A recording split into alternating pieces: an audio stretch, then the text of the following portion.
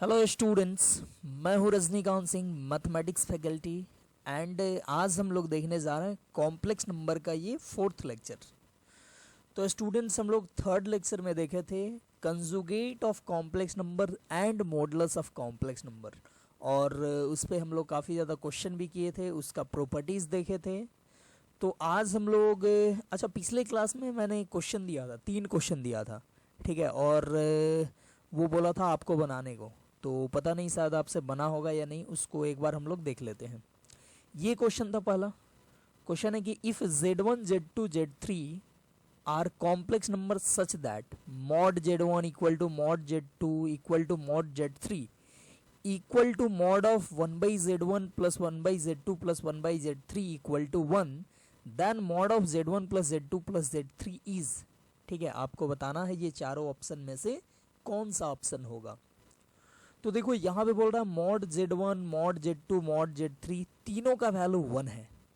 Mod Z1 भी 1 है, mod Z2 भी 1 है एंड मॉड Z3 भी 1 है। ठीक है, अब देखो पिछले क्लास में मैंने बताया था एक प्रॉपर्टीज कि मॉड Z का स्क्वायर जो होता है वो Z इंटू Z बार होता है, या Z इंटू Z बार को बोलते हैं मॉड Z का स्क्वायर। बोला था मैंने, काफ़ी इंपॉर्टेंट ये प्रॉपर्टीज़ है। तो देखो इस क्वेश्चन में भी यूज़ हो रहा है, और पिछले क्लास में भी जो क्वेश्चन दिए थे उसमें भी यूज़ हुआ था, और आगे भी ये यूज़ होता रहेगा। ठीक है, तो ये काफ़ी इंपॉर्टेंट प्रॉपर्टीज़ है, मॉड Z का square equal to Z into Z bar. तो देखो एक्चुअली क्या है, यहाँ पे मॉड Z1 इक्वल टू 1 है, तो ये प्रॉपर्टीज़ लगाने के लिए इसको स्क्वायरिंग कर दो बोथ साइड, तो ये हो जाएगा मॉड Z1 का स्क्वायर इक्वल टू 1। ठीक है, अच्छा ये प्रॉपर्टीज हम क्यों लगा रहे हैं, बस थोड़ा ही देर में पता चलेगा। देखो हमको ये चाहिए, ये दिया हुआ है, इसका भी वैल्यू कितना है 1 है, और ये चाहिए। ठीक है, तो बस एक स्टेप और लिखेंगे पता चल जाएगा। यहाँ भी स्क्वायरिंग कर दो तो मॉड Z2 का स्क्वायर बराबर 1, और यहाँ भी मॉड Z3 का स्क्वायर बराबर 1। अब देखो ये हो जाएगा Z1 इंटू Z1 बार, जैसे होता है ना मॉड Z का square equal to Z into Z bar, तो मॉड Z1 का स्क्वायर हो गया Z1 into Z1 bar equal to 1। फिर यहाँ पे हो जाएगा Z2 into Z2 bar equal to 1, यहाँ पे होगा Z3 into Z3 bar equal to 1। ठीक है, अब देखो यहाँ पे आप लिखना चाहो तो Z1 बार को क्या लिख सकते हो, लिख सकते हो 1/Z1, Z2 बार को लिख सकते हो 1/Z2, एंड Z3 बार को लिख सकते हो 1/Z3। लिख सकते हो कि नहीं लिख सकते हो। देखो अब जैसे ही ये लिखे आपके पास ये चीज़ गिवन है। ठीक है, क्या गिवन है, तो mod of 1/Z1 plus 1/Z2 plus 1/Z3 equal to 1, ये गिवन है आपके पास। अब देखो ये गिवन है, तो 1/Z1 को आप क्या लिख सकते हो, Z1 बार।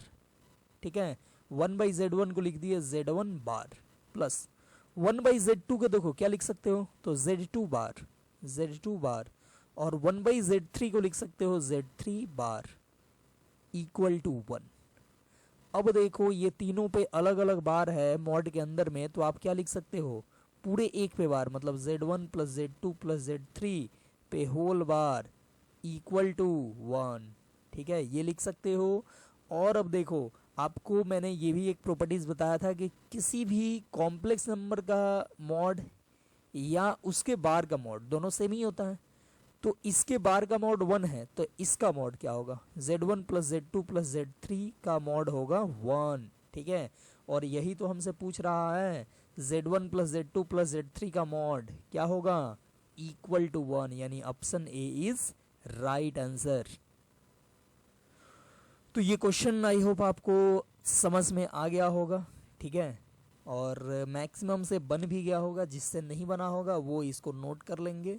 और ये इसका जो बनाने का तरीका है, और भी हो सकता है कि आप सोचो तो और भी तरीके से ये बन सकता है, लेकिन ये एक इसका तरीका है जो कि काफ़ी अच्छा है।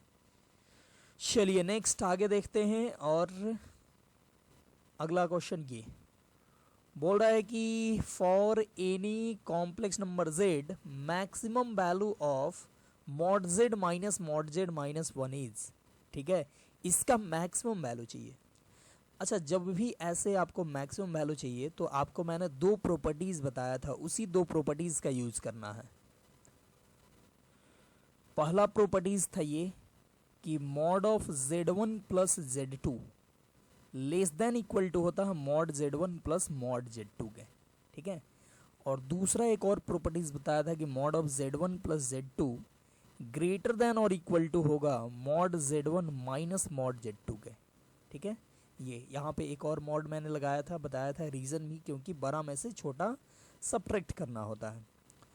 तो ये मैंने दो प्रॉपर्टीज वहाँ पे बताया था, तो इसी दो में से किसी का यूज़ करना होगा। देखो यहाँ पे क्या है, यहाँ पे है mod z minus mod z minus 1, ये है। इसको आप ऐसे लिख सकते हो क्या, mod z minus mod 1 minus z। ध्यान से देखना, यहाँ z माइनस 1 को बदल के कर दिए 1 माइनस z। आपको ये प्रॉपर्टीज मैं बताया था कि mod z equal to mod minus z, ये होता है। मतलब आप z का मॉड निकालो चाहे माइनस z का निकालो, सेम ही होता है। तो हम यहाँ पे z माइनस 1 का निकालें या पूरे में माइनस लगा दें तो 1 माइनस z हो जाएगा, तो उसका निकालें, एक ही बात हुआ। तो आपको इसका चाहिए मैक्सिमम वैल्यू, मतलब इसी को हम इतना लिख सकते हैं, मतलब अब इसका चाहिए मैक्सिमम वैल्यू, ठीक है।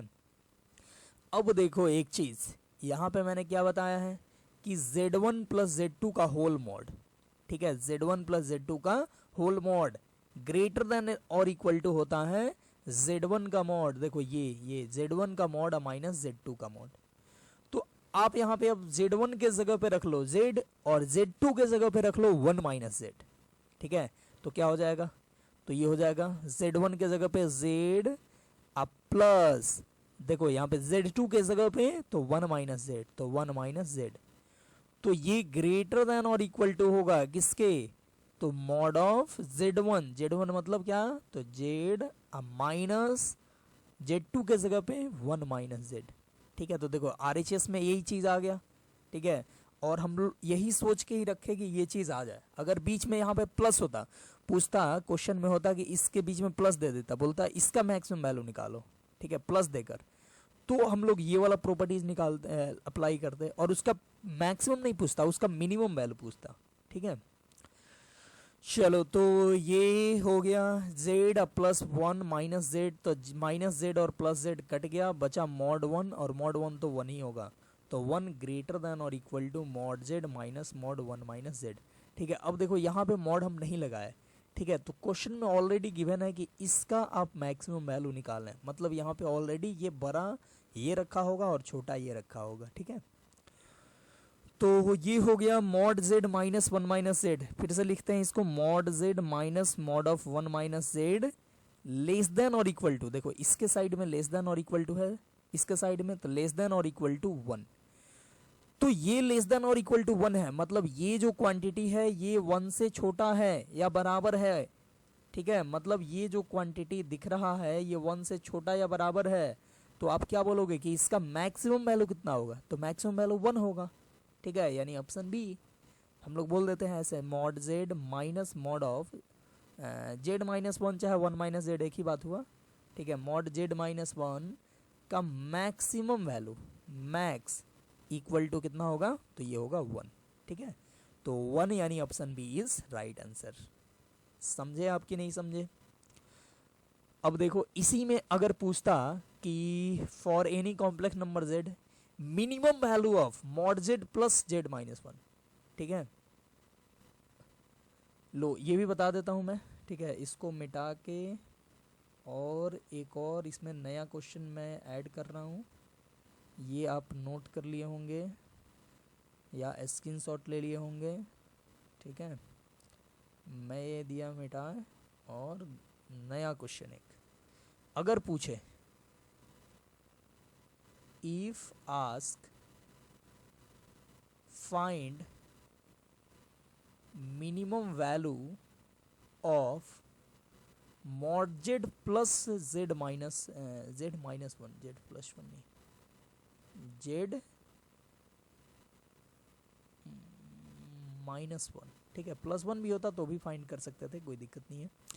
अगर पूछे कि find minimum value of this, तो आप क्या करोगे, तो सबसे पहले आप मॉड z और plus mod Z minus one को आप वन माइनस जेड लिख सकते हो, ठीक है, ये लिख दिए। इसका मिनिमम वैल्यू चाहिए, और आप जानते हो ये वाला properties mod Z one plus Z two less than और इक्वल टू होता है mod Z one plus mod Z two, ठीक है। तो देखो हमको यहाँ पे जेड वन और जेड टू ये ले लेंगे, और बीच में प्लस है तो यही वाला यूज करना होगा ना। इसके पहले वाला मैं ये यूज किए Z one plus Z two का मॉड ग्रेटर देन और equal to mod Z one minus mod Z two, ठीक है। तो जब इसका ये बीच में डिफरेंस हो और उसका मैक्सिमम वैल्यू पूछे तो ये यूज करेंगे, ठीक है, और बीच में प्लस हो और मिनिमम वैल्यू ही पूछेगा उस केस में, ठीक है, क्योंकि मैक्सिमम वैल्यू उसका इन्फिनिटी होगा। तो उस केस में अगर मिनिमम वैल्यू पूछेगा तो हम लोग ये वाला प्रॉपर्टीज यूज करेंगे। तो देखो कैसे यूज होगा, तो यहाँ पे ये वाला प्रॉपर्टीज यूज हम करने जा रहे हैं, ठीक है। देखो ये हाईलाइट कर दिए, ये वाला प्रॉपर्टीज यूज करने जा रहे हैं, और Z1 के जगह पे रखेंगे Z और Z2 के जगह पे रखेंगे वन माइनस जेड, ठीक है।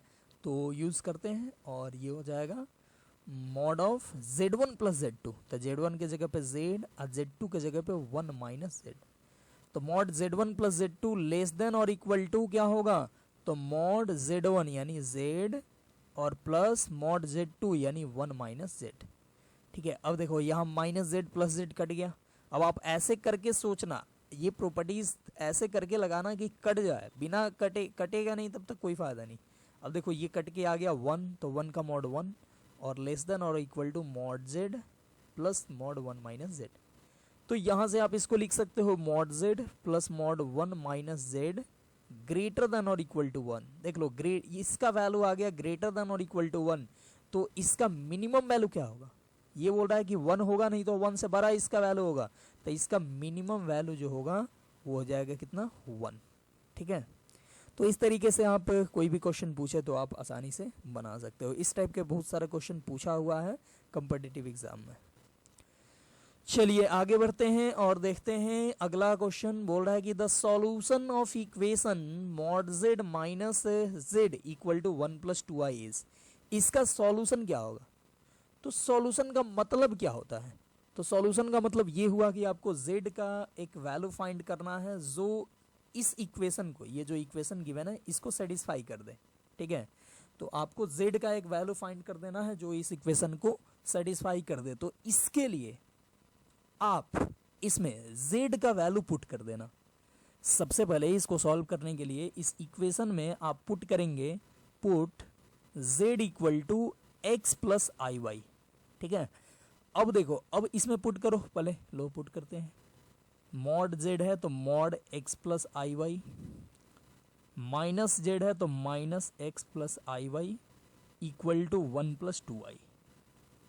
अब हमको क्या करना है, तो अब हमको निकाल देना है x एंड y का वैल्यू। जैसे x एंड y का वैल्यू निकलेगा तो z निकल जाएगा, z equal to x plus I Y लिख देंगे।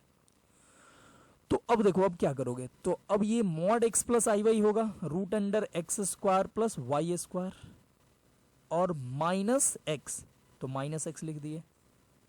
अब फिर देखो माइनस आई वाई मतलब रियल पार्ट को एक जगह किए और इमेजनरी पार्ट को एक जगह किए, और इक्वल टू में वन प्लस टू आई, ठीक है।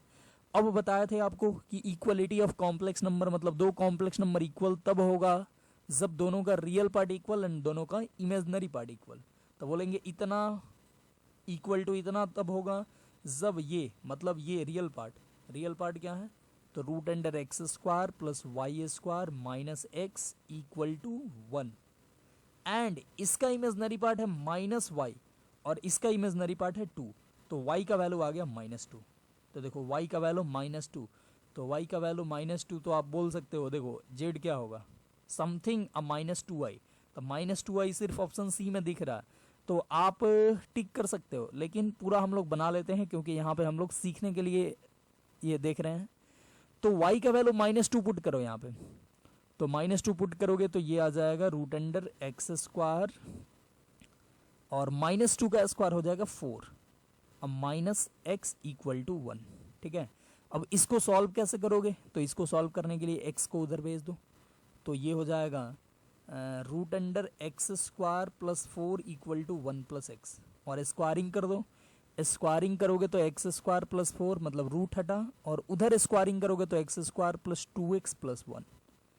एक्स स्क्वायर से एक्स स्क्वायर कटा और 1 को इधर भेजोगे तो 2x equal to 3 and x equal to 3/2। तो x का वैल्यू आ गया 3/2 एंड y का वैल्यू आ गया -2। तो z क्या होगा, तो z इक्वल टू हो जाएगा x प्लस आई वाई। देखो z x plus I why he माने थे ना, और हमको z का ही वैल्यू चाहिए, तो z equal to x plus I Y, यानी x का वैल्यू 3/2, तो 3/2 प्लस i और y की जगह पे -2, तो 3/2 -2i हो जाएगा। देखो option C is right answer. ठीक है, तो इस तरीके से आप इस टाइप के ये कोई भी इक्वेशन सॉल्व करने को दे, मतलब ये z हो उसमें और आपको बोले कि ये इक्वेशन सॉल्व करो, मतलब z का वैल्यू निकालो, तो आप क्या करोगे, तो इसके लिए आप z के जगह पे पुट कर दोगे x प्लस आई वाई, और उसके बाद वो इक्वेशन एक बन जाएगा। मतलब इधर भी i वाला टर्म उधर भी i वाला टर्म, तो दोनों साइड इक्वेट कर दो, रियल पार्ट को रियल पार्ट से और इमेजनरी पार्ट को इमेजनरी पार्ट से, और उसको सॉल्व करने से जो इक्वेशन आएगा उसको सॉल्व करने से आपको आ जाएगा x एंड y का वैल्यू, और फिर x एंड y को z में पुट कर दो, मतलब z equal to x plus I Y में, तो आपको फाइनली सॉल्यूशन मिल जाएगा। ठीक है, तो चलिए ये 3 क्वेश्चन पिछले क्लास में मैंने दिया था और आज हम लोगों ने देख लिया। चलिए तो आगे बढ़ते हैं और देखते हैं नेक्स्ट, और ये है आर्गुमेंट ऑफ कॉम्प्लेक्स नंबर। ठीक है, आर्गुमेंट ऑफ कॉम्प्लेक्स नंबर काफ़ी इंपॉर्टेंट चीज़ है। ठीक है, तीनों इंपॉर्टेंट है वैसे, और तीनों में से ये एक है, जैसे हम लोग देखे थे पिछले लेक्चर में कंजुगेट, मॉडुलस, और ये तीसरा है आर्गुमेंट। ठीक है, तो सबसे पहले समझते हैं ये होता क्या है, आर्गुमेंट ऑफ कॉम्प्लेक्स नंबर होता क्या है। तो देखो let z equal to A plus I B, मतलब z कोई कॉम्प्लेक्स नंबर है a प्लस आई बी, तो ये कॉम्प्लेक्स नंबर को प्लेन में आप रिप्रेजेंट करो, आर्गेंट प्लेन में रिप्रेजेंट करो। ठीक है, लो करके दिखाते हैं। जैसे मान लो कि ये आपका आर्गेंट प्लेन है, ये रियल एक्सिस है और ये इमेजिनरी एक्सिस है, तो ये z इक्वल टू कोई भी कॉम्प्लेक्स नंबर है तो उसको आप आर्गेंट प्लेन में रिप्रेजेंट करेंगे। मान लो यहाँ पे z आ गया। ठीक है, z कैसे आएगा, तो ये मान लो a है और ये है b। ठीक है, तो ये होगा z, तो ओरिजिन को z से मिला दो। ठीक है, ओरिजिन को z से मिला दो। तो पिछले क्लास में मैंने बताया था OZ को, मतलब ओरिजिन से ये z के डिस्टेंस को बोलते हैं मॉड z। ठीक है, और ये ओरिजिन से z को मिलाने पे ये जो लाइन बनेगा, ये लाइन रियल एक्सिस के साथ जितना एंगल बनाएगा वही एंगल तो कहलाएगा आर्गुमेंट। ठीक है, नहीं समझे ध्यान से देखना, कोई भी complex number z equal to A plus I B है तो उसको नंबर लाइन उसको आर्गेंट प्लेन में हम रिप्रेजेंट करें और ओरिजिन से मिला दें, तो ओरिजिन से मिलाने पे जो ये लाइन बनेगा, ये मोटा सा जो लाइन हो गया, ये लाइन रियल एक्सिस के साथ जो एंगल बनाएगा वही एंगल, ये एंटी क्लॉकवाइज में जनरली एंगल लिया जाता है। ठीक है, आगे हम लोग देखेंगे प्रिंसिपल वैल्यू ऑफ आर्गुमेंट, तो वो कुछ और होगा, लेकिन फिलहाल अभी हम लोग एंटी क्लॉकवाइज में लेंगे। वैसे कैसे भी ले सकते हैं, जो भी आपको आसान पड़े। तो क्या बोल रहे हैं कि कोई कॉम्प्लेक्स नंबर है z equal to A plus I B, उसको रिप्रेजेंट करो और ओरिजिन से मिलाओ, तो ये जो लाइन बना ये रियल एक्सिस के साथ जो एंगल बनाएगा एंटी क्लॉकवाइज में, उसी को बोलेंगे आर्गुमेंट। इसी एंगल को बोलते हैं आर्गुमेंट। आर्गुमेंट क्या होता है, तो एंगल होता है। ठीक है, और इसको डिनोट करेंगे ऐसे अर्ग जेड से। ठीक है, अर्ग जेड मतलब आर्गुमेंट ऑफ जेड, या आर्गुमेंट को ही हम लोग बोलते हैं एम्पलीट्यूड। एम्पलीट्यूड, ठीक है, तो देखो एक बार पढ़ लेते हैं ये क्या सब लिखा हुआ है। ठीक है, वो मतलब ज़्यादा टाइम नहीं लगे इसलिए मैंने पहले से ये लिख लिया। Let z equal to A plus I b any complex number if this complex number is represented geometrically by a point p। ठीक है, मान लो ये कोई पॉइंट है p। ठीक है, ये p by a point p, then the angle made by the line OP, angle made by line OP with real axis, real axis ये रहा। ठीक है, ये OP रियल एक्सिस के साथ जो भी एंगल बनाएगा, angle made by line OP with real axis in anticlockwise direction is known as argument और एम्पलीट्यूड ऑफ z। ठीक है, आर्गुमेंट या एम्पलीट्यूड बोलेंगे, यही एंगल जो बनेगा उसी को ठीक है, एंड इज एक्सप्रेस्ड एज, ऐसे अर्ग जेड लिखा नहीं हुआ है, ये लिख देते हैं, एंड इज एक्सप्रेस्ड एज, ये इसके आगे ये लिख देना अर्ग जेड।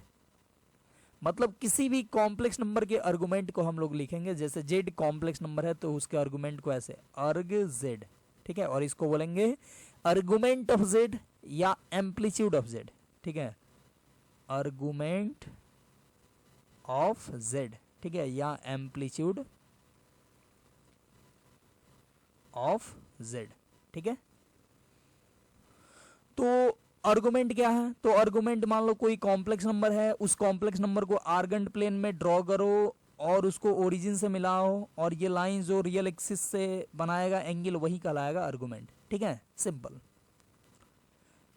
तो पूछा जाए कि ये होगा क्या, ये एंगल क्या होगा, जैसे z equal to A plus I भी है, तो ये एंगल क्या होगा, कैसे निकलेगा, तो सोचो ये एंगल चाहिए और ये हमको मालूम है b और ये मालूम है a, तो सोचो tan थीटा क्या लिखोगे, तो ये लिखोगे b by A, tan theta equal to b by A, tan theta equal to b by A, तो थीटा लिख दोगे आप कितना, तो tan inverse b by A, ठीक है, तो यही हो जाएगा argument, theta equal to tan inverse b by A, यही क्या हो जाएगा आर्गुमेंट ऑफ z।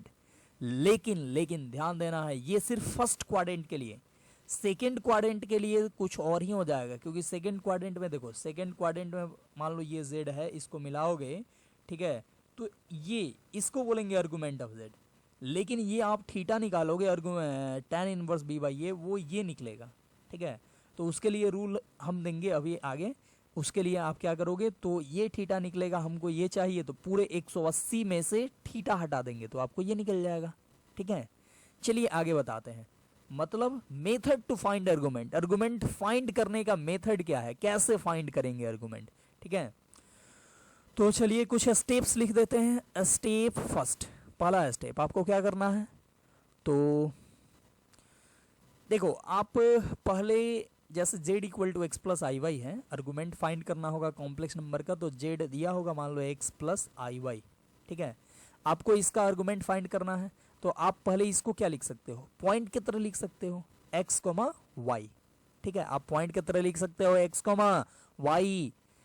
अब देखो x पॉजिटिव हो सकता है, निगेटिव हो सकता है, y भी पॉजिटिव या निगेटिव कुछ भी हो सकता है, कुछ यहाँ पे नहीं देखना पॉजिटिव है या निगेटिव, आपको एक चीज फाइंड करना है, find alpha equal to tan inverse mod of x mod of y by A, यहाँ पे x y है, b हम लिख दिए गलती से, आपको फाइंड करना है अल्फा, अल्फा क्या होगा, तो tan inverse y by x, ये मॉड लगा दिए, मॉड का मतलब क्या होता है, तो निगेटिव भी हो तो वो बन जाएगा पॉजिटिव, ठीक है। देखो पहला स्टेप क्या करना है, तो alpha equal to tan inverse y by x, ठीक है, मॉड लगा के फाइंड करना, मतलब पॉजिटिव हो निगेटिव हो कैसा भी हो, आपको फर्स्ट क्वाड्रेंट में फाइंड करना है। अब देखो यहाँ पे लिख देते हैं, find alpha equal to tan inverse y by x such that alpha lies between 0 to pi by 2, मतलब अल्फा फाइंड करना है और 0 टू पाई बाई 2 वाला अल्फा ही फाइंड करना है, ठीक है, वैसे इसीलिए मॉड लगाए हैं ताकि पॉजिटिव मिले, और पॉजिटिव मिलेगा कहाँ, तो 0 से पाई बाई 2 के लिए। ये आपको ज़्यादा क्लियर नहीं हुआ हो तो कोई बात नहीं, जब मैं एग्जाम्पल दूंगा तब आपका क्लियर हो जाएगा, ठीक है, तो इसके लिए टेंशन नहीं लेना है। देखो अब अल्फा फाइंड कर लिए, अब स्टेप टू क्या करना है, तो उसके बाद देखना है कि ये कहाँ पे लाई कर रहा है, z equal to x plus I y किस क्वाड्रेंट में लाई कर रहा है, ठीक है, तो देखेंगे see where z is lying, ठीक है, see where z is lying, कहाँ पे z लाई कर रहा है इस चीज को आप देखिए, ठीक है, और ये देखने के बाद आप लिख दीजिए कि यहाँ पे z लाई कर रहा है, या लिखने की कोई जरूरत नहीं है, आप डायरेक्ट अब डिसीजन लीजिए। स्टेप थ्री देखो सबसे पहले क्या करना है, तो ये अल्फा फाइंड करना है, उसके बाद देखना है कि z कहाँ पे लाई करता है, और उसके बाद स्टेप 3 बोलेंगे कि if z lies in first quadrant then argument of z equal to alpha ही हो जाएगा, ध्यान से देखना, z अगर फर्स्ट क्वाड्रेंट में लाई कर रहा होगा तो आर्गुमेंट ऑफ z क्या होगा, अल्फा ही हो जाएगा, मतलब जो ये अल्फा निकाले हैं वही हो जाएगा, ठीक है। फिर वो बोलेंगे कि if z lies in second quadrant then argument of z हो जाएगा पाई माइनस अल्फा। ध्यान से देखना, अगर z सेकेंड क्वाड्रेंट में लाई करे तो आर्गुमेंट क्या होगा, तो आर्गुमेंट होगा पाई माइनस अल्फा। अगर z lies in third quadrant then argument of z equal to होगा पाई प्लस अल्फा। और if z lies in fourth quadrant then इस केस में आर्गुमेंट हो जाएगा 2 पाई माइनस अल्फा, ठीक है। देखो ध्यान में रखने के लिए, याद करने के लिए ऐसे मैं बना देता हूँ। और देखो फर्स्ट क्वाड्रेंट में हो तो अल्फा ही होगा, सेकंड क्वाड्रेंट में आर्गुमेंट होगा पाई माइनस अल्फा, ठीक है। क्योंकि देखो एक्चुअली आप जेड सेकंड क्वाड्रेंट में हो तो आप जो ये अल्फा निकालोगे ना तो वो अल्फा ये एंगल आएगा, ठीक है। लेकिन आर्गुमेंट क्या होता है, तो मैंने बताया आर्गुमेंट होता है कि जेड को ओरिजिन से मिलाओ और ये रियल एक्सिस के साथ जो एंगल बनाए वो होगा आर्गुमेंट, ठीक है। तो रियल एक्सिस के साथ ये एंगल बनाएगा, ठीक है, ये वाला। और आप अल्फा निकाले हो ये, तो ये कैसे निकलेगा, तो ये निकालने के लिए पाई में से ये अल्फा को सब्ट्रैक्ट कर दो, मतलब हो जाएगा पाई माइनस अल्फा, ठीक है। फिर थर्ड क्वाड्रेंट में हो तो पाई प्लस अल्फा, और फोर्थ क्वाड्रेंट में हो तो 2 पाई माइनस अल्फा, ठीक है। बस यही याद रखना है, फर्स्ट क्वाड्रेंट में अल्फा, सेकंड में पाई माइनस अल्फा, थर्ड में पाई प्लस अल्फा और फोर्थ में 2 पाई माइनस अल्फा। बस ये 3 स्टेप आप याद रखो, आपसे कोई भी कॉम्प्लेक्स नंबर का आर्गुमेंट निकल जाएगा, ठीक है। तो आप इसको देख लो अच्छे से। अब हम इस पे देखते हैं एग्जाम्पल। जैसे पहला एग्जाम्पल, यहाँ पे बोल रहा है कि फाइंड आर्गुमेंट और z इक्वल टू ले लें, मान लो √3 + 1, सॉरी √3 + i, ठीक है। ये क्वेश्चन है, इसका आर्गुमेंट फाइंड करना है या एम्पलीट्यूड फाइंड करना है।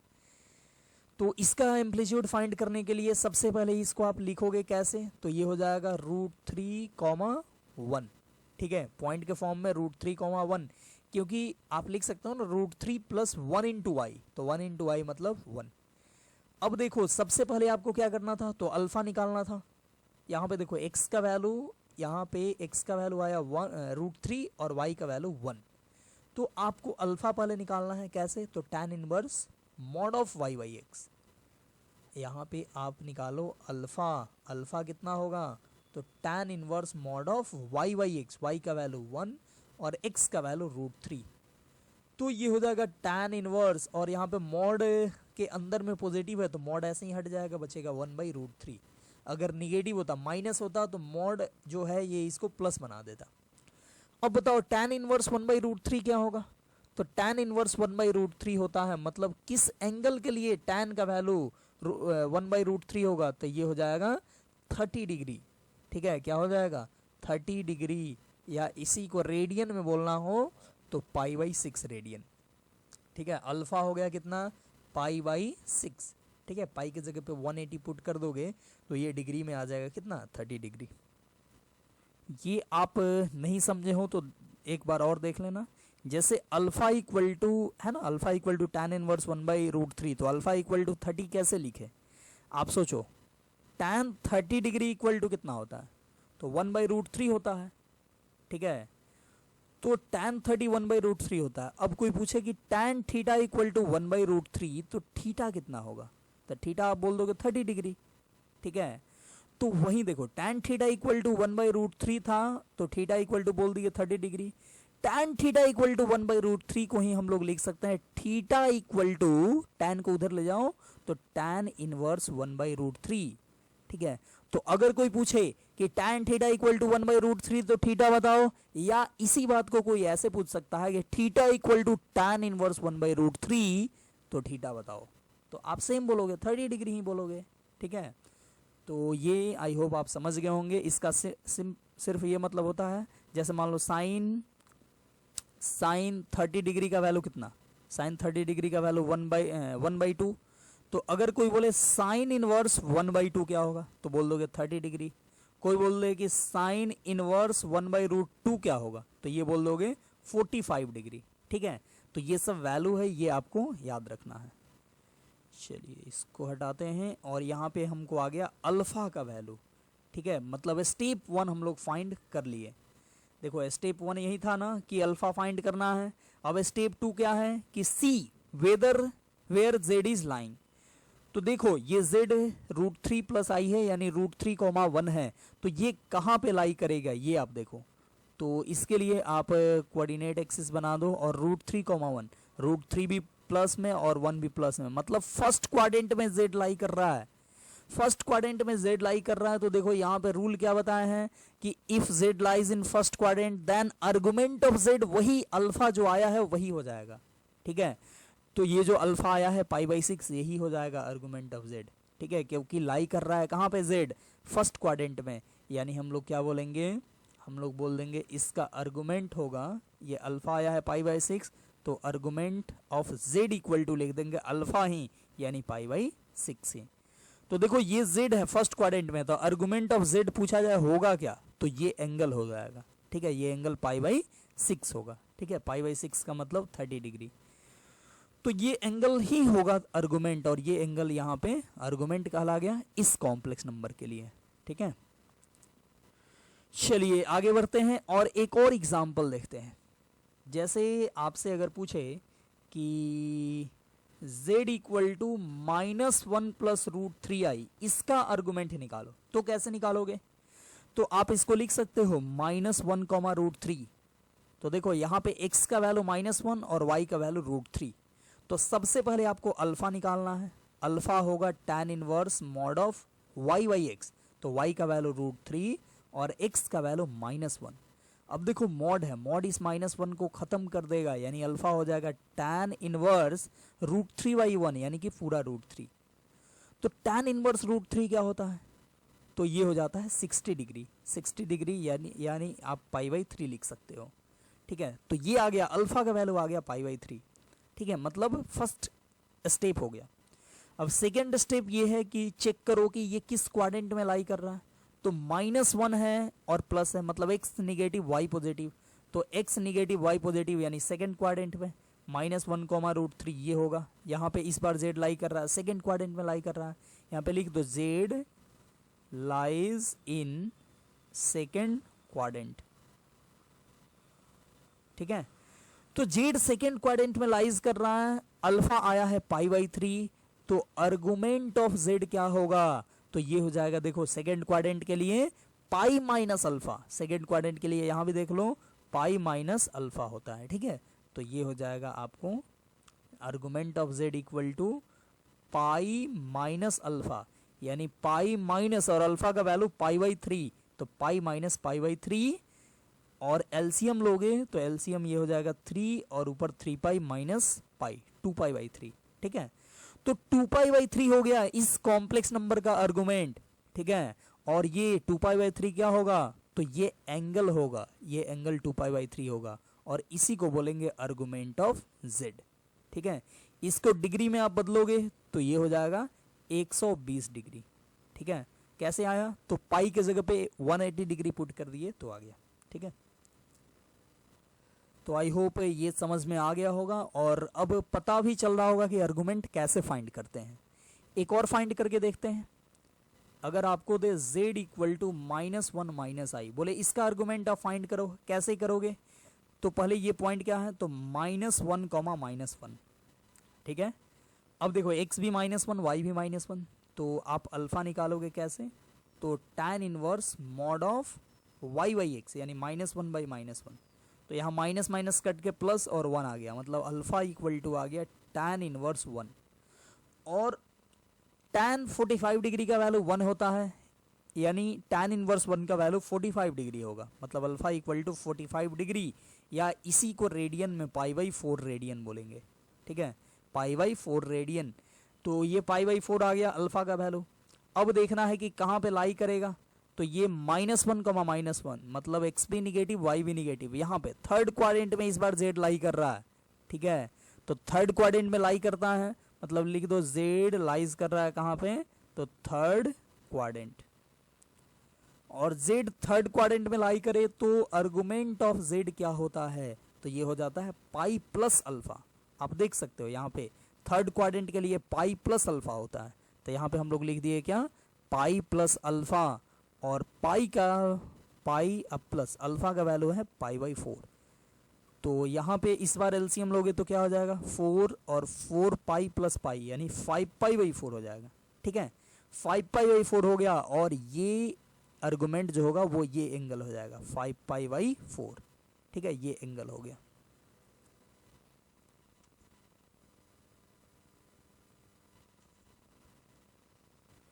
तो आर्गुमेंट क्या है, आर्गुमेंट कुछ नहीं बस एक एंगल है। ठीक है, एंगल किस बीच का, तो जेड देखो, जेड कहाँ पे है, जेड को ओरिजिन से मिलाओ और उसका रियल एक्सिस से एंगल ले लो। ठीक है, रियल एक्सिस ये रहा, तो इसके रियल एक्सिस से एंगल ले लो, तो वही हो जाएगा आर्गुमेंट। और एक एग्जांपल देखते हैं। मान लो z इक्वल टू √3 माइनस आई, इसका बोले फाइंड करने को, कैसे करेंगे, तो पहले पॉइंट लिखो, तो ये हो जाएगा √3 -1, और इसके लिए अल्फा निकालोगे तो हो जाएगा tan इनवर्स मॉड ऑफ -1/√3, और -1 को मॉड खत्म कर देगा और ये बचेगा tan इनवर्स 1/√3। ठीक है, मॉड हटा सकते हो क्योंकि -1 खत्म कर दिए, तो tan इनवर्स 1/√3 हुआ, और इसका वैल्यू होता है π/6। ठीक है, tan इनवर्स 1/√3 π/6 यानी कि 30 डिग्री, अल्फा आ गया 30 डिग्री। अब सेकेंड स्टेप ये है कि आप चेक करो कि ये कहाँ पे लाई कर रहा है z, तो z लाई कर रहा है कहाँ पे, तो √3 और -1 है, मतलब x पॉजिटिव y निगेटिव, तो x पॉजिटिव इधर y निगेटिव इधर, मतलब फोर्थ क्वाड्रेंट में इस बार z लाई कर रहा है, मतलब इस बार आर्गुमेंट क्या होगा, यहाँ पहले लिख दो, ये z जो लाई कर रहा है वो फोर्थ क्वाड्रेंट में लाई कर रहा है। तो आर्गुमेंट ऑफ z क्या होगा, तो आर्गुमेंट ऑफ z होगा 2 पाई माइनस अल्फा, यानी 2 पाई माइनस और अल्फा का वैल्यू π/6, तो 6 अगर एलसीएम लो तो हो जाएगा 6 to 12 pi minus pi, that is 11 pi by alpha, ये आपका फाइनल आंसर। ठीक है, और ये क्या है, 11 पाई बाई अल्फा क्या है, तो ये वाला एंगल है। ठीक है, 11 pi by alpha, 11 pi by 6, sorry 11 pi by 6, ये हो गया 11 पाई बाई 6, और ये 11 पाई बाई 6 क्या है, तो ये वाला एंगल है। ठीक है, जल्दी जल्दी में कुछ भी बोला जाता है, चलिए कोई बात नहीं, आप ऑटो करेक्ट कर लेना जैसे गूगल कर लेता है, तो कुछ गलती निकल जाए तो उसके लिए थोड़ा बहुत होता है ऑनलाइन क्लासेस में। अब ऑफलाइन क्लासेस में थोड़ा सा भी होता है गलती तो स्टूडेंट ही खुद सुधार देते हैं, बोलते हैं नहीं ये होगा। ठीक है, तो यहाँ पे तो थोड़ा बहुत हो ही सकता है, वैसा भी बैठ के मैं कंप्यूटर के सामने बके जा रहा हूँ, पता नहीं आप सुन रहे हो कि नहीं सुन रहे हो। ठीक है, तो चलो इतना सा तो गलती आप सुधार लेना। तो ये हो गया क्या, तो 11 पाई बाई 6। ठीक है, ये हो गया इसका आर्गुमेंट। चलिए और कुछ एग्जाम्पल हम लोग देखते हैं, और कुछ एग्जाम्पल देखते हैं, जैसे बोले कि z इक्वल टू 2i, इसका आप आर्गुमेंट निकालो। तो सबसे पहले आप इसको लिख सकते हो 0 + 2i, 0 + 2i मतलब 0,2। अब देखो इसका बिना कुछ किए आप आर्गुमेंट निकाल सकते हो, 0,2 लाई करेगा यहाँ पे, ये इस बार z यहाँ पे लाई किया, तो क्या आर्गुमेंट किसको बोलते हैं, तो आर्गुमेंट बोलते हैं कि z पहले आप लिखो और ओरिजिन को z से मिलाओ, और ओरिजिन को z से मिलाने पे जो लाइन बना उसका और रियल एक्सिस के बीच का एंगल जो होगा वही होगा आर्गुमेंट। तो ये एंगल आपको पता ही है कितना होता है, 90 डिग्री। तो इस कॉम्प्लेक्स नंबर का आर्गुमेंट हो गया 90 डिग्री यानी π/2। ठीक है, आर्गुमेंट ऑफ z कितना हो गया, π/2, और π/2 ये एंगल होगा π/2। ठीक है, तो कोई भी कॉम्प्लेक्स नंबर इस फॉर्म में हो, z equal to 2i, 3i, 5i, 6i, 7i, सभी का आर्गुमेंट क्या होगा, तो सभी का आर्गुमेंट होगा π/2। ठीक है, अच्छा अब कोई बोलेगा कि नहीं हम ये नहीं मानते हैं, आप निकाल के दिखाइए कैसे आया ये। ठीक है, रूल जो बताए हैं वो रूल हम याद कर लिए हैं, उसको हम भूलना नहीं चाहते हैं, उससे निकालिए, तो लो उससे निकाल देते हैं। ठीक है, वैसे आप समझ गए हो, कि कैसे पाई बाई 2 आया, लेकिन रूल से निकालने जा रहे हैं। तो 0 और 2 आ गया, x का वैल्यू 0, y का वैल्यू 2। अब क्या करो, अल्फा निकालो। अल्फा होता है tan inverse y by x, तो y का वैल्यू 2 और x का वैल्यू 0। तो 2/0 अनडिफाइंड और tan इनवर्स अनडिफाइंड होता है कितना, पाई बाई 2। ठीक है, alpha equal to pi by 2, ये आ गया। अब देखो उसके बाद आप देखो, ये फर्स्ट स्टेप हो गया। उसके बाद आप देखे कि ये कहाँ पे लाई कर रहा है, ये z इक्वल टू 0,2 है या 2i बोलो, तो ये कहाँ पे लाई कर रहा है, तो ये बाउंड्री पे लाई कर रहा है, first quadrant and second quadrant के बाउंड्री पे।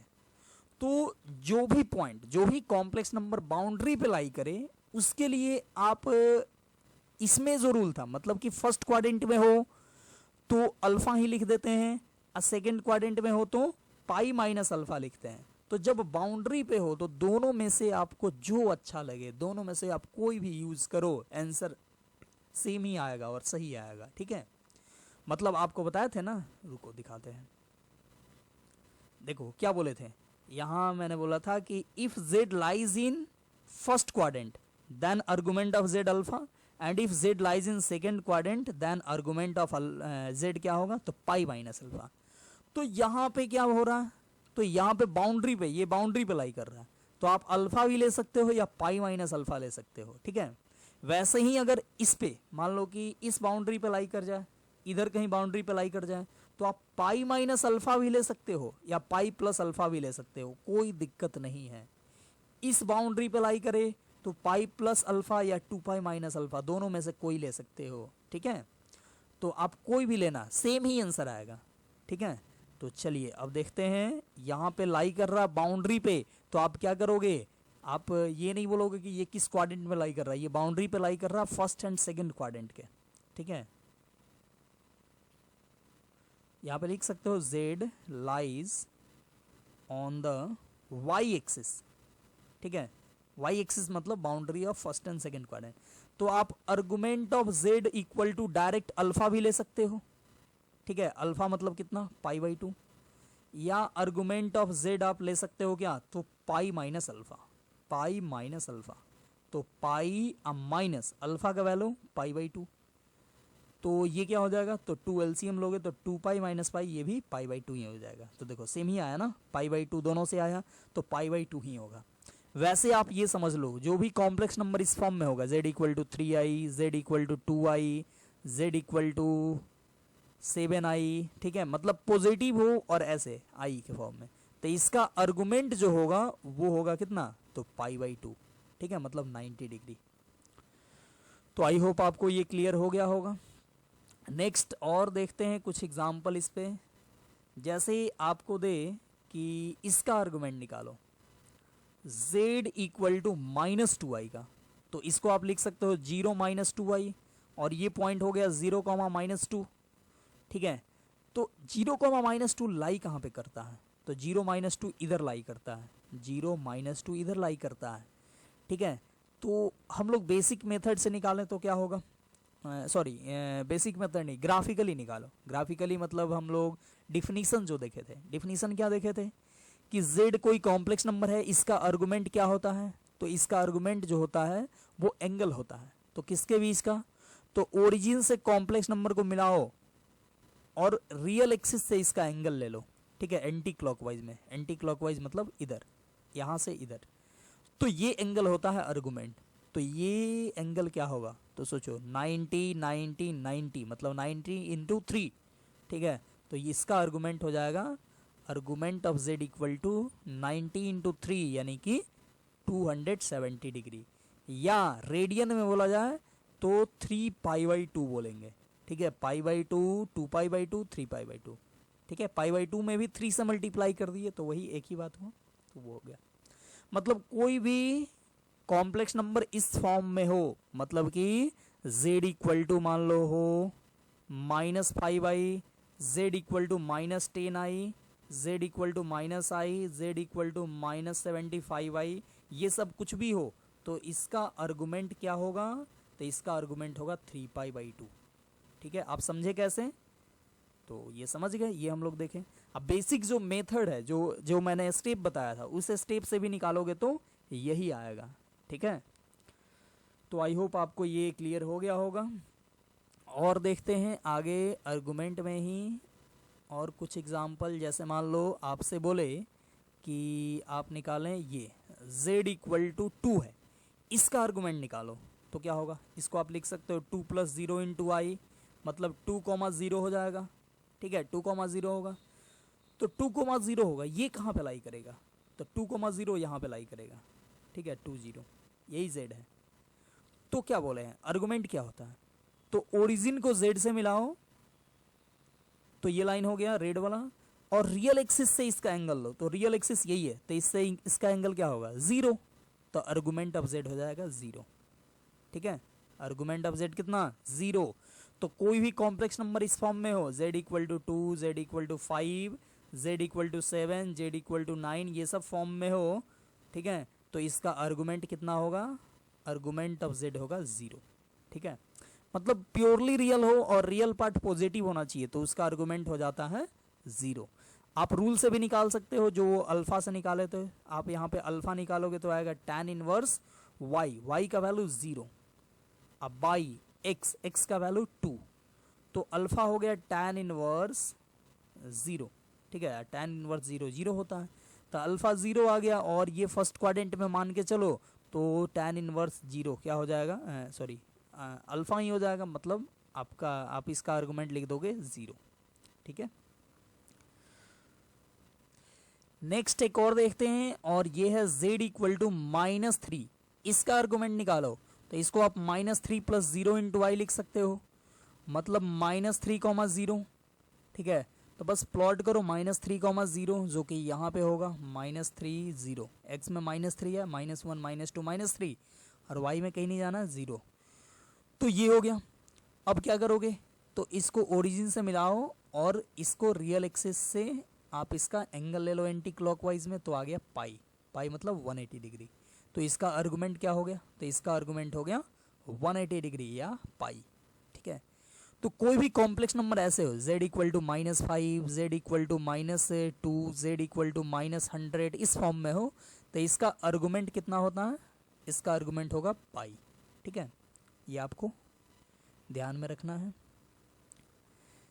नेक्स्ट एक और ये लास्ट है, और मैं आपसे पूछूं कि z इक्वल टू 0, इसका आप आर्गुमेंट बताओ। ठीक है, तो आप इसको बोलोगे 0 प्लस 0 इंटू आई, मतलब हो जाएगा 0,0। ठीक है, अब देखो ऐसा करो, आप इस वीडियो को यहीं पे रोको और आप खुद इसका आर्गुमेंट निकाल के दिखाओ। मैं इतना सारा एग्जाम्पल बता दिया, तो आपको मालूम तो चल ही गया होगा कि आर्गुमेंट कैसे फाइंड करते हैं। तो आप इस वीडियो को रोक के आप यहीं पे निकाल सकते हो। ठीक है, ज़्यादा सीखोगे। क्लासरूम होता ये तो मैं निकालने को बोलता, और मैक्सिमम स्टूडेंट का आंसर गलत आता। ठीक है, आप भी यहाँ पे निकाल के देखो, आपका आंसर सही आ रहा है कि गलत आ रहा है। चलो निकालो, वीडियो को पॉज करके मैं अब इसको बनाना शुरू करता हूँ। अब देखो 0,0, ठीक है, यहाँ पे मैक्सिमम स्टूडेंट का आंसर आया होगा आर्गुमेंट 0। ठीक है, लेकिन देखो मैं बताना शुरू करता हूँ। यहाँ पे नंबर लाइन पे प्लॉट करो 0,0, तो 0,0 यहीं पे होगा, मतलब z यहीं पे है।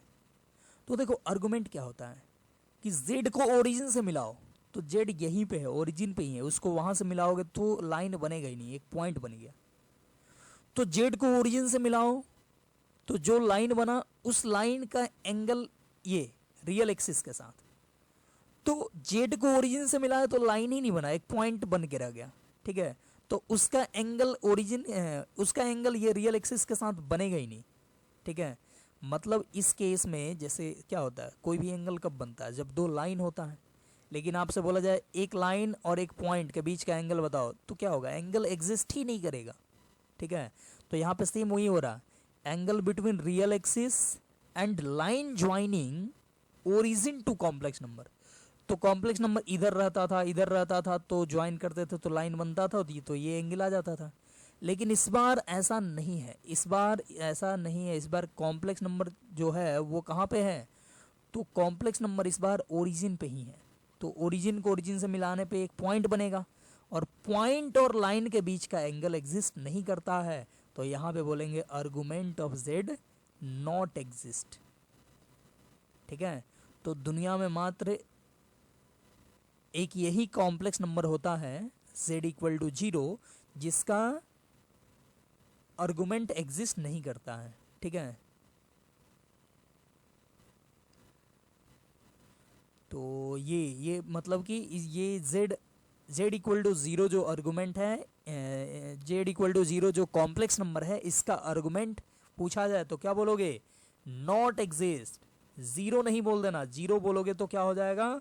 गलत हो जाएगा, तो इसलिए बोलेंगे नॉट एग्जिस्ट। ठीक है, तो आर्गुमेंट पे हम लोग बहुत सारा ये देखे यहाँ पे एग्जाम्पल, और इसका मेथड भी देखे फाइंड करने का, और मेथड तो आई होप आप सीख ही गए होंगे, बहुत सारा एग्जाम्पल हम दे दिए इसलिए। ठीक है, चलिए तो आगे बढ़ते हैं और देखते हैं हम लोग प्रिंसिपल वैल्यू ऑफ आर्गुमेंट ये क्या होता है। तो बस समझो कि आर्गुमेंट आप सीख गए तो इसे भी सीख जाओगे। ठीक है, बस नाम याद रखना है और थोड़ा सा इसमें ध्यान रखना है कैसे फाइंड करते हैं। ठीक है, समझो कि उसी का बड़ा भाई है ये। तो प्रिंसिपल वैल्यू ऑफ आर्गुमेंट ये क्या होता है? तो सेम बस वहां पे देखो, आर्गुमेंट में हम क्या लिखे थे, जो लिखे थे उससे और इसमें सिर्फ ये बस मिनिमम रोटेशन इतना का फर्क है। वहां पे लिखे थे एंटी क्लॉकवाइज रोटेशन, यहाँ पे लिख रहे हैं मिनिमम रोटेशन। देखो बोल रहे हैं कि if z equal to a plus I b any complex number, if this complex number is represented geometrically by a point P, then the angle made by the line OP with real axis with minimum rotation is known as PV। PV मतलब principal value of argument or amplitude of Z, and is expressed by, इसको भी हम लोग ऐसे express करते हैं argument of Z। ठीक है, कभी कभी लगता है ऐसे PV of argument। ठीक है, principal value of argument of Z, लेकिन जनरली आर्गुमेंट का मतलब स्टैंडर्ड आर्गुमेंट ये होता है। प्रिंसिपल वैल्यू ऑफ आर्गुमेंट जो होता है इसको बोलते हैं हम लोग स्टैंडर्ड वैल्यू ऑफ आर्गुमेंट या सिंपली स्टैंडर्ड आर्गुमेंट। ठीक है, तो जब भी आर्गुमेंट फाइंड करने को बोले तो हम लोग generally in general principle value of argument he find करते हैं। अच्छा, अब ये होता क्या है थोड़ा सा समझ लो, अभी तो सिर्फ पढ़े हैं कथा की तरह। देखो बोल रहे हैं कि अगर कोई कॉम्प्लेक्स नंबर z है a प्लस आई बी, उसको आप रिप्रेजेंट करो कहीं भी हो, मान लो यहाँ पे है z रिप्रेजेंट किया यहाँ पे आया, तो इसको ओरिजिन से मिला दो। ठीक है, तो आर्गुमेंट क्या होता था? आर्गुमेंट होता था कि ओरिजिन से इसको मिला दिए, तो ओरिजिन से इसको मिला दिए तो ये लाइन और रियल एक्सिस के बीच का एंगल, लेकिन एंटी क्लॉकवाइज में जो एंगल बनता है उसको सिंपल आर्गुमेंट बोलते हैं। लेकिन यहां पे बोल रहा है कि angle made by the line OP, OP मतलब ओ ये है, पी ये है। ठीक है, angle made by the line OP with real axis with minimum rotation is known as principal value of argument. मतलब ये इसी के बीच का एंगल लेकिन with minimum rotation, minimum rotate करके एंगल बनाना पड़े। तो आप सोचो, इधर से एंगल बनाओगे तो कम रोटेशन होगा या इधर से एंगल बनाओगे तो कम रोटेशन होगा? सोचो आप, इधर से बनाओगे तो कम रोटेशन होगा, तो इधर से जो एंगल बनेगा उसको बोलेंगे principal value of argument of Z। ठीक है, principal value of argument of Z ये हो जाएगा। ठीक है, अब देखो आपको अगर Z यहां पे लाई करे तो जो आर्गुमेंट होता था मिनिमम रोटेशन यही होगा। ठीक है, मतलब एंटी क्लॉकवाइज में जाने पे मिनिमम रोटेशन मिलेगा, तो एंटी क्लॉकवाइज जाने में हमको आर्गुमेंट मिलता था और यहाँ पे मिनिमम रोटेशन भी उधर ही जाने में मिलेगा। मतलब जो आर्गुमेंट होगा वही प्रिंसिपल वैल्यू ऑफ आर्गुमेंट होगा। सेकेंड क्वाड्रेंट में Z हो तो यहाँ भी एंटी क्लॉकवाइज जाने में ही मिनिमम रोटेशन मिलेगा, तो एंटी क्लॉकवाइज जाने में मिनिमम रोटेशन मिलेगा, तो एंटी क्लॉकवाइज जाने में हमको आर्गुमेंट मिलता था और प्रिंसिपल वैल्यू ऑफ आर्गुमेंट भी एंटी क्लॉकवाइज डायरेक्शन जाने पे ही मिलेगा। फिर अगर थर्ड क्वाड्रेंट की बात करें तो एंटी क्लॉकवाइज जाने पे हमको मिलेगा आर्गुमेंट, लेकिन मिनिमम रोटेशन ये नहीं होगा, मिनिमम रोटेशन ये होगा क्लॉकवाइज में जाने पे। तो इस बार प्रिंसिपल वैल्यू ऑफ आर्गुमेंट क्या हो जाएगा? तो ये उल्टा वाला इधर से हो जाएगा। और आप जानते हो कि इधर से कोई एंगल मेज़र करो तो प्लस में होता है, और इधर ये मेज़र किए प्लस में, और इधर मेज़र करोगे तो माइनस में होता है। ठीक है, मतलब आपको ये दोनों का मेज़र जो है वो 60 डिग्री हो। मान लो यहाँ से इधर ऊपर गया 60 डिग्री, तो इधर जाओगे क्लॉकवाइज में तो ये 60 डिग्री बोला जाएगा, और सॉरी एंटी क्लॉकवाइज में 60 डिग्री, और क्लॉकवाइज में जाओगे उतना ही तो ये बोला जाएगा -60 डिग्री, -60 डिग्री। ठीक है, निगेटिव में। तो देखो यहाँ पे अगर थर्ड क्वाड्रेंट में हो तो आर्गुमेंट कुछ और प्रिंसिपल वैल्यू ऑफ आर्गुमेंट कुछ और माइनस में होगा। ठीक है, और वहीं फोर्थ क्वाड्रेंट में हो तो आर्गुमेंट तो ये होता था ना, लेकिन प्रिंसिपल वैल्यू ऑफ आर्गुमेंट ये वाला होगा। ठीक है, और ये भी माइनस में होगा, एंगल ही होगा लेकिन माइनस में। अब देखो ये निकालते कैसे हैं ये देख लेते हैं। Method to find principal value of argument. ठीक है, तो इसके लिए भी स्टेप वन लिखते हैं। स्टेप 1 क्या होगा, तो find alpha, same find alpha equal to tan inverse mod y by x, मतलब जैसे वहाँ करते थे स्टेप 1 भी यहाँ सेम करेंगे। Step 2 same, see where z is lying. ठीक है, अब स्टेप 3 होगा, वो थोड़ा सा चेंज होगा। ठीक है, वो भी 2 पॉइंट सिर्फ चेंज होगा। बोलेंगे कि if z lies in first quadrant then argument of z equal to alpha ही हो जाएगा।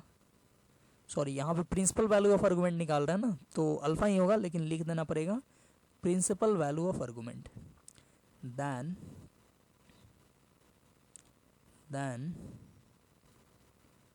Principal value of argument equal to alpha.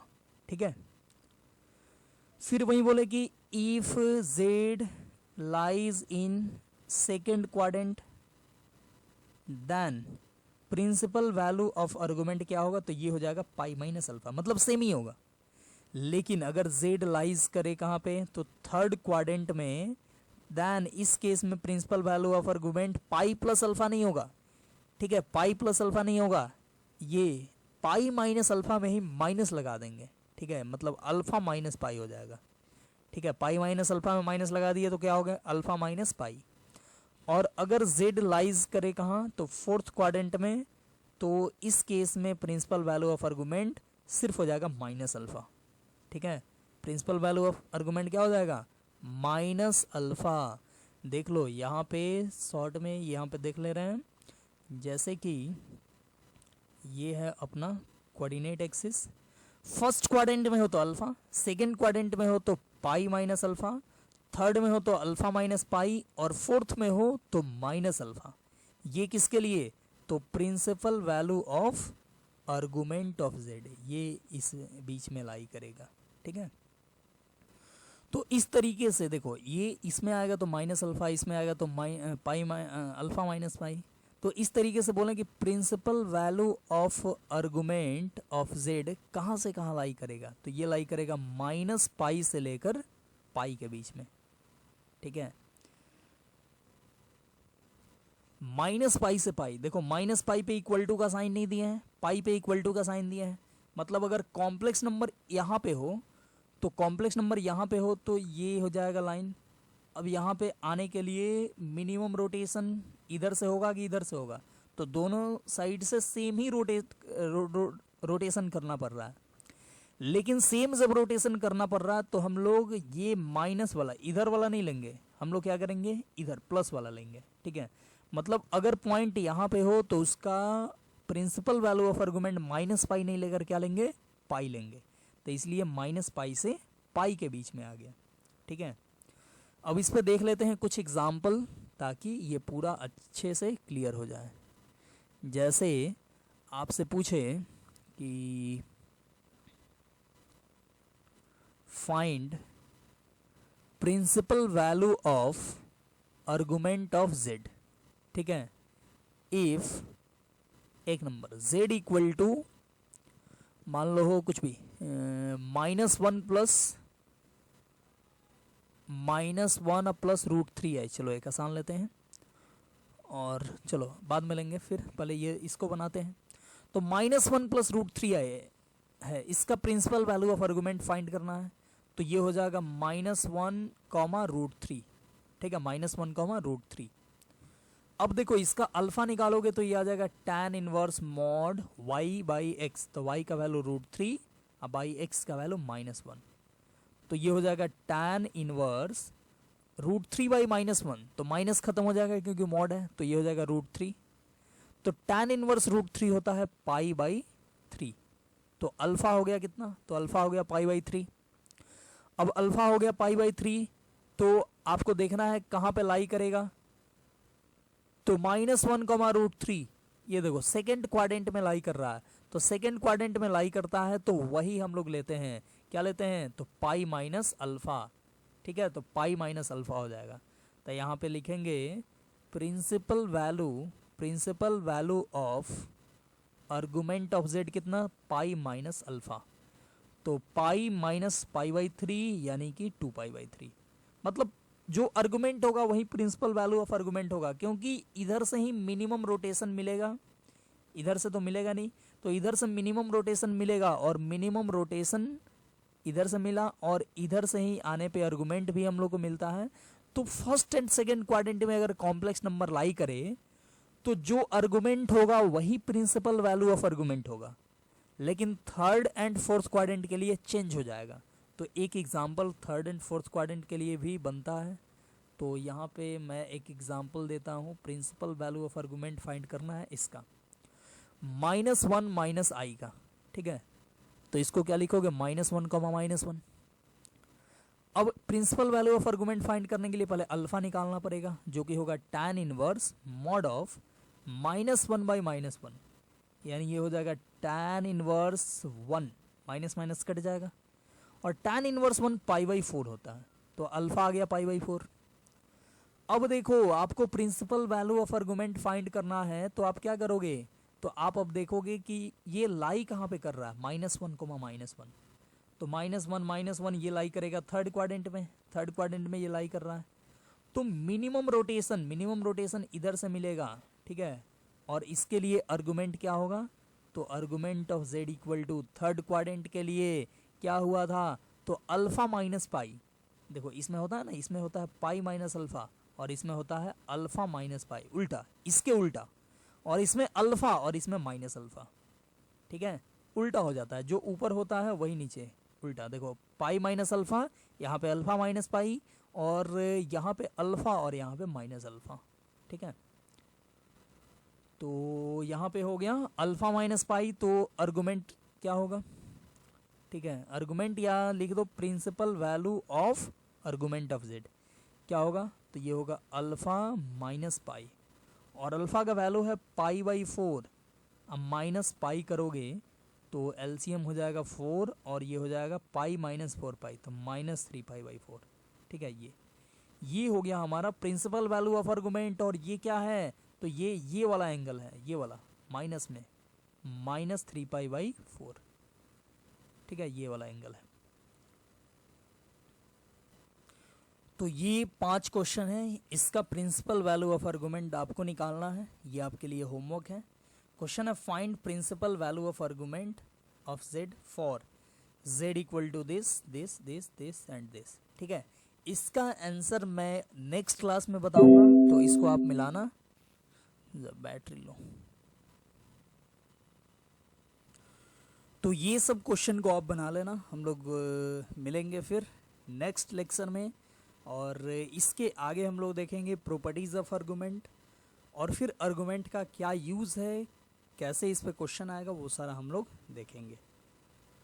तो ठीक है, इस वीडियो को हम लोग करते हैं यहीं पे समाप्त, और मिलते हैं फिर नेक्स्ट वीडियो में। तब तक आप पढ़ते रहिए, घर पे रहिए, सेफ रहिए, ठीक है। हम लोग मिलेंगे फिर नेक्स्ट वीडियो में, ठीक है। Bye bye, best of luck.